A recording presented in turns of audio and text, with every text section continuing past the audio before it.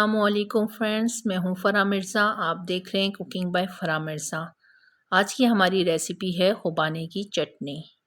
चले आए चलते हैं रेसिपी की तरफ।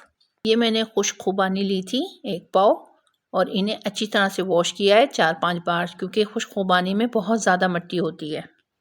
2 कप पानी लेकर मैंने इसे ओवरनाइट के लिए भिगोने के लिए रख दिया था। अब ये देखिए फूल कर कितनी मोटी हो चुकी हैं।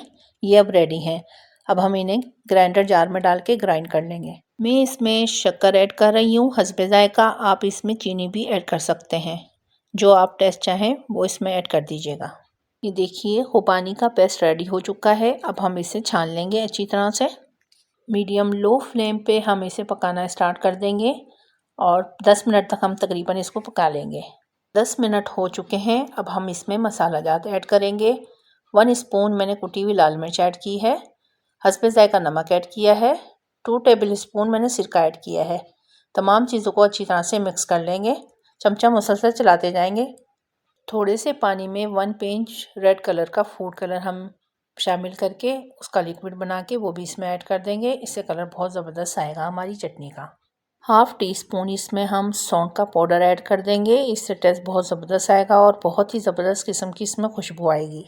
अब इसमें हम 2 लेमन का जूस ऐड कर देंगे। 2 स्पून शुगर ऐड कर देंगे और चमचा मुसलसल चलाते जाएंगे। अब चटनी को हम 10 से 15 मिनट तक मज़ीद पकाएंगे। जो भी हमने मसाला जात डाले थे वो इसके अंदर अच्छी तरह से मिक्स हो जाएंगे और चटनी को गाढ़ा कर लेंगे हम। चटनी हमारी गाढ़ी हो चुकी है। अब आप चाहें तो इसमें चारों मगज़ भी ऐड कर सकते हैं या तिल ऐड कर दें। मैंने इसमें तिल ऐड किए हैं।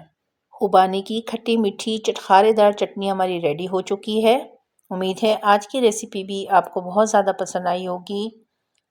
वीडियो को लाइक और चैनल को सब्सक्राइब करना मत भूलिएगा। मिलेंगे फिर किसी और नई रेसिपी के साथ। अल्लाह हाफिज़।